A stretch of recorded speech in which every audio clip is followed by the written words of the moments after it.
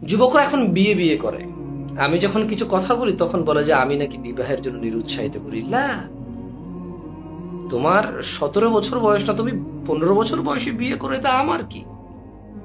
কিন্তু আমার কথা হচ্ছে, তুমি কি সক্ষম?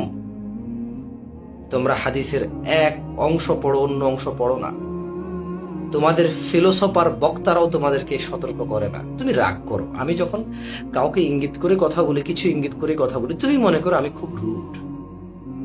কেন তুমি আমাকে এবং অন্য কাউকে কেন একজনকে দিয়ে আরেকজনকে পার্থক্য করো? তুমি কেন কথাগুলোকে বিবেচনা করো না? তোমাকে একটা হাদিস শুনাই।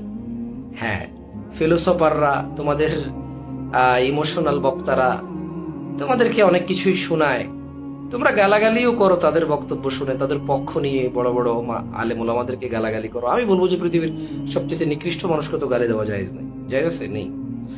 দেখো, তোমাকে একটা হাদিস শুনাই। যারা তোমরা 17 বছর, 18 বছর, 20, 21, 22 বছর বয়স বিবাহ করতে বলো, আমি তোমাদেরকে একবারও বলিনি, আমি তোমাদেরকে একবারও বলিনি যে তোমরা বিবাহ করিও না। আমি তোমাদেরকে বলেছি দয়া করে একটু এই হাদিসটা শোনো।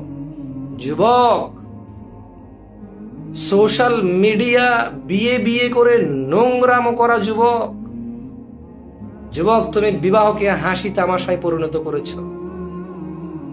তুমি দিন ইসলামকে এমন ভাবে প্রেজেন্ট করেছো যে অন্য অন্য বাতিল দাবিদার, বাতিল দিন দাবিদার, বাতিল ধর্ম দাবিদার, তারা সবাই মনে করবে যে মুসলিমরা মনে হয় এরা মায়ের পেট থেকে বেরিয়ে শুরু করে দেয়, সমর্থ আছে নাই, পসিবল বা ইম্পসিবল, এই জিনিসগুলো নিয়ে মানে মানে বলবো যে তারা মায়ের পেট থেকে শুরু করে দেয় এগুলো নিয়ে কথাবার্তা। তোমাকে আমি এগুলো বললে তুমি মনে করো আমি তোমাকে বিবাহ থেকে নিরুৎসাহ করি। না, তুমি সুন্দর করে হাদিসটা শোনো। যে হাদিস তুমি পড়েছো সেটা অর্ধেক, পুরোপুরিটা তুমি পড়ে শোনো। তোমাকে বড় বড় আলেমরা বিবাহের জন্য উৎসাহিত করেছে, এই জন্য উৎসাহিত করেনি যে তুমি বাবা মায়ের সাথে বেয়াদবি করবা, বাবা মায়ের সাথে দোষ দিবা, আর তোমার বাবা মা কেন তোমাকে বিবাহ করাচ্ছে না, তুমি যে নষ্টামি করবা, তুমি যে মেয়েদের সাথে রিলেশন করবা যুবক, এরপরে বলবো যে আমার বাবা খারাপ, আমার বাবা আমাকে বিয়ে দেয় না, আমার মা খারাপ, আমার মা বোঝে না, ওরা দিন ধর্ম বোঝে না, ওরা আমাকে বিয়ে দিচ্ছে না, আমার বয়স 21 বছর, বিবাহ করাটা খুবই জরুরি। আমি বলছি না যে তোমার বিবাহ করা জরুরি না, আমি বলছি যে তুমি কেন হাদিসটা পুরোপুরি পড়ো না। আমি তোমাকে সেটাই বলছি, আমি তোমাকে পড়ে শোনাই। আব্দুল্লাহ ইবনে মাসউদ রাদিয়াল্লাহু আনহু, একটা হাদিস পড়বো যুবক, দেখো তুমি এখান থেকে কি শিক্ষা পাও। একটু আল্লাহর দিকে তাকিয়ে নোংরামোটা বন্ধ করো, একটু এবার পক্ষপাতিত্ব বন্ধ করো, একটু এবার জিনিস মূল উদ্দেশ্যটা বোঝার চেষ্টা করো। ভুল বোঝার দরকার নেই, আর এই ভুল বুঝে তোমার কোনো উপকার হবে না। তুমি যদি আমি বা আমাদেরকে ভুল বোঝো, এতে তোমার কোনো উপকার হবে না। তুমি বিলিভ করো তোমার কোনো উপকার হবে না, কারণ কিয়ামত দিবসে যে সফল সেই উপকৃত। আব্দুল্লাহ ইবনে মাসউদ রাদিয়াল্লাহু আনহু বলেন, নবী সাল্লাল্লাহু আলাইহি ওয়াসাল্লামের সঙ্গে আমরা কিছু যুবক ছিলাম, আর আমাদের কোনো কিছু ছিল না। এই অবস্থায় আমাদেরকে রাসূলুল্লাহ সাল্লাল্লাহু আলাইহি ওয়াসাল্লাম বলেন, হে যুব সম্প্রদায়, আব্দুল্লাহ ইবনে মাসউদ রাদিয়াল্লাহু আনহু, আমি তুমি না, যে সেই মানুষ না। হাদিসের সারমর্মটা বোঝো, হাদিসের বক্তব্যটা বোঝো। আব্দুল্লাহ ইবনে মাসউদ রাদিয়াল্লাহু আনহু তিনি বলছেন যে আমাদের কাছে কিছুই ছিল না, আর এই অবস্থায় রাসূলুল্লাহ সাল্লাল্লাহু আলাইহি ওয়াসাল্লাম আমাদেরকে উদ্দেশ্য করে বলেন, হে যুব সম্প্রদায়, তোমাদের মধ্যে যারা, হাদিসটা বোঝার চেষ্টা করো, বাংলা বুঝার চেষ্টা করো যুবক, তুমি শুধু ভুল বোঝো। আব্দুল্লাহ ইবনে মাসউদ রাদিয়াল্লাহু আনহু কি বলছে? হে যুব সম্প্রদায়, রাসূল সাল্লাল্লাহু আলাইহি ওয়াসাল্লাম বলেছে তোমাদের মধ্যে যারা, তার মানে সবাই নয়, সবাই নয়।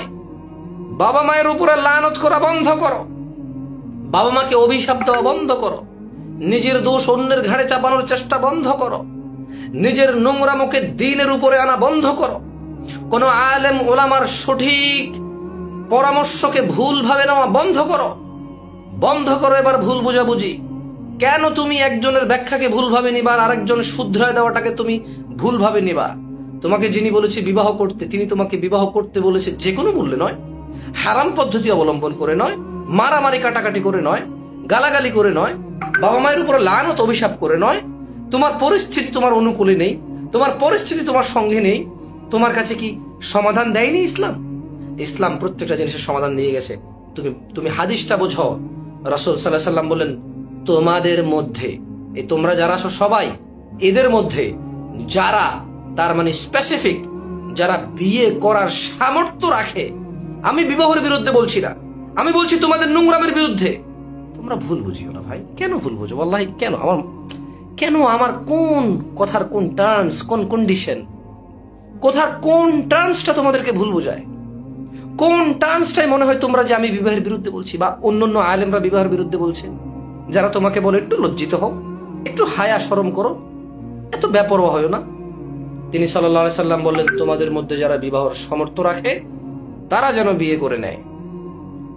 কেননা বিয়ে তার দৃষ্টিকে সংযত রাখে এবং লজ্জাস্থান হেফাজত করে, এবং এবং এবং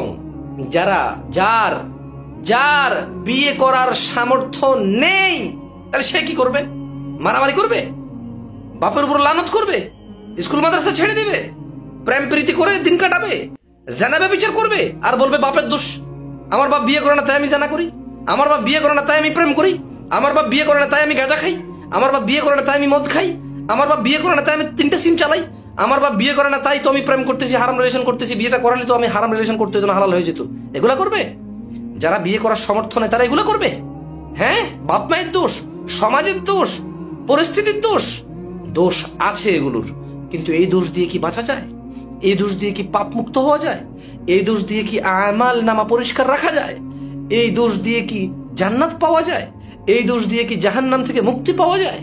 এই দোষ দিয়ে কি ইসলামের সঠিক পদ্ধতি অবলম্বন করা যায়? লা লা লা, তুমি ভুল করছো, তোমার ভুল ধারণা। তুমি বুঝোনি মুহাম্মদ সাল্লাল্লাহু আলাইহি ওয়াসাল্লাম তিনি এই দ্বীনে কোনো কিছু বাদ দিয়ে যাননি। তুমি আবার বোঝো, তোমাদের মধ্যে যার বিয়ে করার সামর্থ্য নেই, তোমাদের মধ্যে যার বিবাহ করার সামর্থ্য নেই, 20 বছর বয়সী স্টুডেন্ট, বাবা রাজি হচ্ছে না, বাবাও তো ইসলাম বোঝে না, বাবাও তো ধর্মকর্ম বোঝে না, সমাজের পরোয়া করে, বড় 2 ভাই আছে, বড় 1 বোন আছে, কোনোভাবে বাবা রাজি হবে না। আর তোমার টাকা পয়সাও নেই, তোমার উপার্জনও নাই, এ বছর তুমি চাকরিও পাচ্ছ না, তুমি কোনো কাজকর্ম জোগাড় করতে পারছো না, তুমি কোনো কর্মে অভিজ্ঞতা নন। তোমার বাবা মাকে তুমি বলতে পারো, অফার করতে পারো যে আমাকে হেল্প করেন, সহযোগিতা করেন, কিন্তু তুমি তুমি এটাকে দায় করে তুমি যা তা করতে পারো না।